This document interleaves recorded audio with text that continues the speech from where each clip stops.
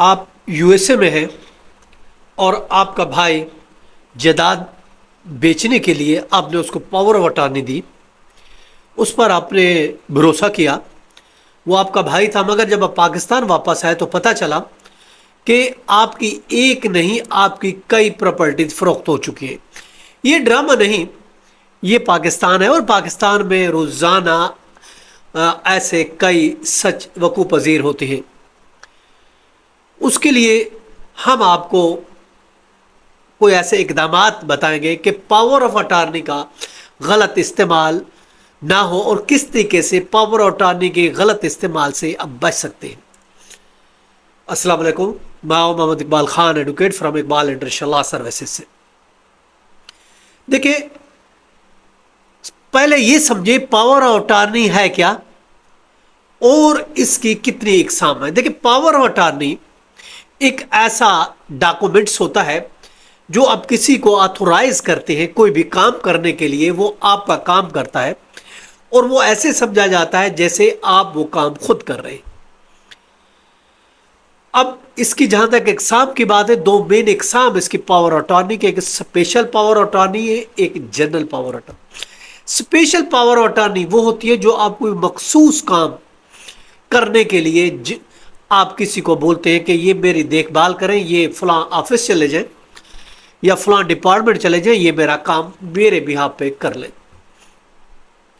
General power attorney ہوتی ہے، اس میں جنرل سب چیزیں ہوتی ہیں، پراپرٹی کی اے ٹو زیڈ اس کی پاورز ہوتی ہیں، کہ پراپرٹی کی حتیٰ کہ اس کی دیکھ بھال، ٹیکسز، ڈپارٹمنٹ، اور حتیٰ کہ اس کو ٹرانسفر کرنے کا اختیار بھی اس میں شامل ہوتا ہے۔ سیل ڈیڈ ہو گئی، گفٹ ڈیڈ ہو گئی، ہر طرح کا اس میں اختیار شامل ہوتا ہے، اس کو کہا جاتا ہے جنرل پاور آف اٹارنی۔ دیکھیں، اسپیشل پاور اٹارنی تو بہتر ہوتی ہے، جو دیکھ بھال کے لیے ہوتی ہے، اور جو جنرل پاور آف اٹارنی ہوتی ہے وہ زیادہ خطرناک ہوتی ہے۔ آپ کے لیے جو بہتر ہوتی ہے وہ ہوتی ہے اسپیشل پاور آف اٹارنی، وہ بہتر ہوتی ہے، سیف ہوتی ہے۔ جو جنرل پاور آف اٹارنی وہ ڈینجرس قسم کی ہوتی ہے۔ اب power of attorney, general power of attorney کے غلط استعمال کس طریقے سے ہوتی ہے؟ ایک تو یہ ہے کہ آپ نے جس کو اتھورائز کیا وہ اختیار سے تجاوز کر لیتا ہے، اتھارٹی انفلیشن۔ صرف اس کو آپ نے ایک پراپرٹی بیچنے کا اختیار تھا، مگر اس نے آپ کی دوسری پراپرٹی بھی بیچ ڈالی۔ اس کے علاوہ سائلنٹ ایکسپینشن، خفیہ طریقے سے اس کی توسیع کر دی جاتی ہے۔ اٹارنی جو بغیر کسی پرنسپل کے اطلاع کے، اور پرنسپل کو تو مہینوں بعد پتہ چلتا ہے، جب دیر ہو چکی ہوتی ہے، اس نے اپنے اختیارات سے تجاوز کر کے، ایکسپینشن کر کے بہت سے کام کر لیتا ہے۔ اس کے علاوہ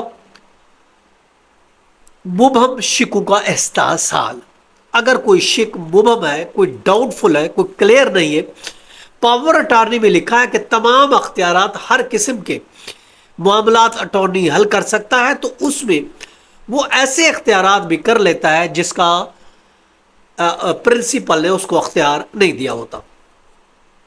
اس کے علاوہ فورج سگنیچر، فورج اتھارٹی بھی استعمال کر سکتا ہے، جیلی دستاویزات تیار کر سکتا ہے۔ پاور اٹارنی کچھ معاملات میں جیلی دستخط کر کے بھی اس کو فروخت کر دیتا ہے۔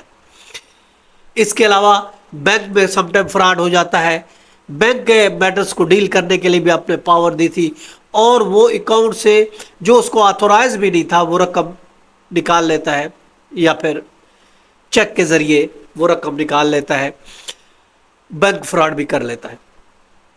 اب اس کے بچاؤ کے کیا طریقے ہیں، کس طریقے سے بچا جا سکتا ہے؟ اگر بچاؤ کے طریقے کی ہم بات کرتے ہیں، دیکھیں، پہلی بات تو یہ صحیح شخص کا انتخاب کرنا از حد ضروری ہے۔ آپ جس کو پاور آف اٹارنی دے رہے وہ صحیح انسان ہو چاہیے، صحیح شخص ہونا چاہیے، پہلی بات۔ دوسری بات یہ ہے کہ وہ قابل اعتماد اور قابل بھروسہ شخص ہونا چاہیے، اور یاد رکھیں وہ صرف پرنسپل کے بینیفٹس کے لیے کام کرنے والا ہو، اپنے حق میں کام کرنے والا نہیں ہونا چاہیے۔ اس کے علاوہ اس کو واضح مگر محدود اختیارات، یعنی ان لمیٹڈ اس کو پاورز نہیں دینی چاہیے، ایک تو یہ بھی ضروری ہے۔ اس کے علاوہ اگر پراپرٹی کے لیے آپ دے رہے ہیں، یاد رکھیں अनलिमिटेड टाइम तक की पावर नहीं दे, बल्कि 6 महीने तक का पावर दे। और इसके अलावा एग्रीमेंट जो भी मुआहदा आप करते हैं वो उसमें अगर कोई सेल का करते हैं उसमें रकम भी मेंशन होनी चाहिए, डिटेल होनी चाहिए, टाइम होना चाहिए, अगर बेचता है तो कितनी रकम तक बेचे और इसके अलावा किन शराइत पर बेचे। ये अगर आप कर देते हैं तो ये आपके लिए बेहतर होगा।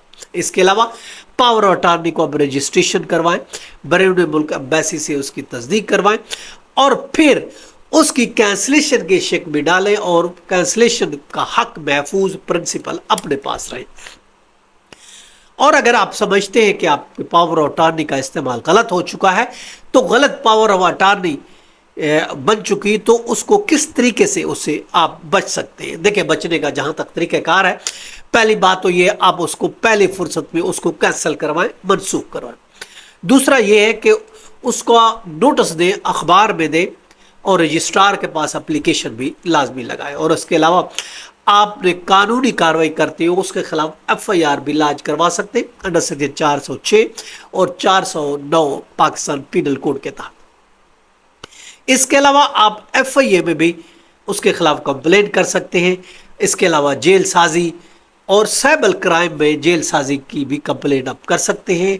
और इसके अलावा आप अदालत में कैंसलेशन, उन डॉक्यूमेंट्स की कैंसलेशन के लिए भी आप कोर्ट में, सिविल कोर्ट में जा सकते हैं।